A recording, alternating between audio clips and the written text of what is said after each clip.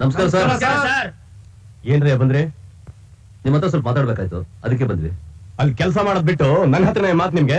ಅಲ್ಲಿ ಕೆಲಸ ಮಾಡೋದ್ರ ವಿಷಯನೇ ರೀ. ನಮಗ್ ಕೊಡ್ಬೇಕಾದ ಬೋನಸ್ ವಿಷಯ ಮಾತಾಡಕ್ಕೆ ಬಂದಿತ್ತು. ಆ ವಿಷಯನ ನಿಮ್ ಯೂನಿಯನ್ ಅವ್ರು ಬಂದು ಮಾತಾಡ್ಕೊಂಡು ಹೋಗಿದಾರಲ್ಲ. ನೋಡಿ ಸರ್, ನಾವು ಮೂರನೇವ್ರ ಮಾತು ಕೇಳೋದಕ್ಕೆ ತಯಾರಾಗಿಲ್ಲ.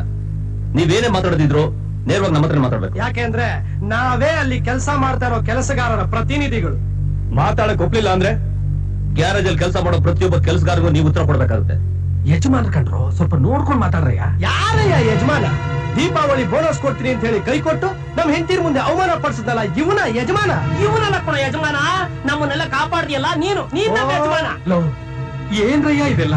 ಹೌದ್ರಿ, ಈತ ನಮ್ ಹಣ ಕೊಡ್ಲಿಲ್ಲ ಅಂದ್ರೆ ನಾವು ದೀಪಾವಳಿ ಆಚರಿಸಕ್ಕೆ ಆಗ್ತಿರ್ಲಿಲ್ಲ. ಒಬ್ಬ ಕೆಲಸಗಾರನ್ಗೆ ರೀ ಇನ್ನೊಬ್ಬ ಕೆಲಸಗಾರನ್ ಕಷ್ಟ ಅರ್ಥ ಆಗೋದು. ಈಗ ಸೂಟು ಬುಟ್ಟು ಹಾಕೊಂಡು ಎಸಿ ರೂಮಲ್ಲಿ ಕೂತ್ಕೊಂಡಿರೋರಿಗೆ ಹೇಗ್ ಅರ್ಥ ಆಗ್ಬೇಕು ನಮ್ಮ ಕಷ್ಟ? ಜವಾಬ್ದಾರಿ ಇಲ್ದಿರೋ ಮೈಗಳ್ ನನ್ನ ಮಕ್ಳ ಏನೋ ನಿಮ್ ಹತ್ರ ನನ್ ಮಾತು. ಇವತ್ತಿನ ನಿಮ್ 3 ಜನನು ಡಿಸ್ಮಿಸ್ ಮಾಡಿದೀನಿ. ಏನೋ ಗೆಟ್ ಔಟ? ನಮ್ಮನ್ನ ಕೆಲಸದಿಂದ ತೆಗೆದ್ರೆ ರಕ್ತ ಆಗೋಗುತ್ತೆ, ಹುಷಾರ್. ಬೋನಸ್ ಬೇಕಾ ನಿಮ್ಗೆ? ಬೋನಸ್ ಏನೋ ಹೆಂಡತಿ ಮಕ್ಕಳಿದ್ದಾರೆ ಅಂತ ತಿಂಗಳಿಗೆ ಸಂಬಳ ಕೊಡ್ತಿದ್ದೆ. ಅದೇ ನಾನು ಮಾಡಿ ದೊಡ್ಡ ತಪ್ಪು. ಆಚೆ ಅಂದ್ರೆ ಇದ್ದಿದ್ ಕೆಲ್ಸಾನು ಹೋಗಿಸ್ಬಿಟ್ಟಿಯಲ್ಲ ಮಗನೆ, ಮುಂದೇನೋ ಮಾಡೋದು. ಏಯ್, ಕೆಲಸಗಾರನ ಯೋಗಕ್ಷೇಮ ನೋಡ್ಕೊಳ್ತಾರೆ. ನನ್ನ ಮಗನ ಹತ್ರ ಯಾವನ ಕೆಲಸ ಮಾಡ್ತಾರೆ? ಇಂತ 100 ಕೆಲಸ ಬೇಕಾದ್ರೆ ಸಿಗುತ್ತೆ. ಮಗಲ್ಲ ಪುಕ್ಲ, ಯಾರನ್ನ ನೋಡಿ ಪುಕ್ಲ ಅಂತ ಇದ್ಯಾ? ಫ್ರೆಂಡು ಅಂತ ಸುಮ್ನೆ ಇದೀನಿ, ಇಲ್ಲ ಅಂದ್ರೆ ಏನ್ರೇ ಇದು? ಈ ಸಣ್ಣ ವಿಷಯಗಳ ಕಿತ್ತಾಡ್ತಾ ಇದ್ರಲ್ಲ. ಇನ್ನೇನೋ ತಿಳ್ಕೊಂಡಿದ್ದಾನೆ. ಕೆಲ್ಸ ಸಿಗೋದು ಅಂದ್ರೆ ಅಷ್ಟು ಸುಲಭ ಅನ್ಕೊಂಡಿದ್ದಾನ? ಮಕ್ಳ ಕೆಲ್ಸ ಇಲ್ದೆ ಸಂಬಳ ಇಲ್ದೆ ಮನೆಗೆ ಹೋಗಿ ಹೆಂಡತಿರು ಚಪ್ಪಲಿ ತಗೊಂಡ್ ಹೊಡಿತಾರೆ. ಯಾವನು ಕೊಡ್ತಾನೆ ಕೆಲ್ಸ? ಅವ್ನು ಹೇಳ್ತದ್ದು ಕರೆಕ್ಟೇ, ನಾವು ದುಡ್ಬಿಟ್ವಿ. ಹೌದೌದು, ಇವನೊಬ್ಬ ದೊಡ್ಡ ಪಂಡಿತ. ಇವನ್ ಹೇಳ್ದ, ನೀನ್ ಕೇಳ್ಬಿಟ್ಟೆ. ಒಟ್ಟಲ್ಲೇನೋ ಒಂದ್ ಕೆಲಸಕ್ಕೆ ಏರ್ಪಾಟ್ ಮಾಡ್ಬೇಕಾನೆ, ಅದನ್ನ ನಾನ್ ಮಾಡ್ತೀನಿ. ಓ, ಭಿಕ್ಷೆ ಬೇಡು ಅಂತೀಯಾ? ಹೋಗಲ್ಲೋ ಗೂಬೆ, ನೀನ್ ಬೇಕಾದ್ರೆ ಬೇಡು. ಗುರು, ನಾನು ಹೇಳಿರ್ಲಿಲ್ವಾ ಬಾಂಬೆ ನನ್ನ ಫ್ರೆಂಡ್ ಒಬ್ಬ ಇದಾನೆ ಅಂತ? ಬಾಂಬೆಗೆ ಹೋಗಿ ಭಿಕ್ಷೆ ಎತ್ತೀಯಾ? ಹೋಗಲ್ಲೋ ನಾಯಿ ನನ್ ಮಗನೇ. ನಮ್ ಫ್ರೆಂಡ್ ಹತ್ರ ಹೋಗೋಣ, 5 ಲಕ್ಷ ರೂಪಾಯಿ ಕೇಳ್ತೀನಿ, ತಗೊಂಬಂದು ನಮ್ದೇ ಗ್ಯಾರೇಜ್ ಓಪನ್ ಮಾಡೋಣ. ಮತ್ತೆ ಯಾಕೆ? ನಡೀರಿ ಹೋಗೋಣ. ಆದ್ರೆ ಒಂದು ಪ್ರಾಬ್ಲಮ್ ಅಮ್ಮ. ಏನು? ಅವನ ಹತ್ರ ಹೋಗ್ಬೇಕು ಅಂದ್ರೆ ಬಾಡಿಗೆ ಕಾರ್ ಮಾಡ್ಬೇಕಾಗುತ್ತೆ. ಟ್ರೈನ್ ಅಲ್ಲಿ ಹೋಗೋಣ ಅಂದ್ರೆ ಪ್ರೆಸ್ಟೀಜ್ ಪ್ರಾಬ್ಲಮ್.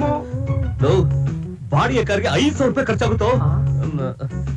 ನಿನ್ ಫ್ರೆಂಡ್ ಹೆಲ್ಪ್ ಮಾಡ್ತಾನೆ. ಗುರು, ನನ್ಗೆ ಅಂದ್ರೆ ಜೀವ ಬೇಕಾದ್ರೆ ಕೊಡ್ತಾನೆ.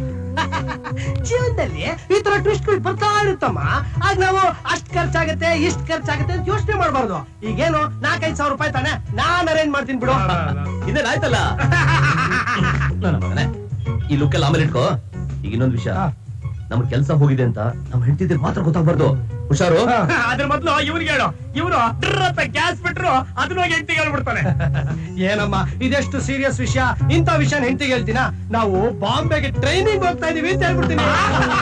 Very good.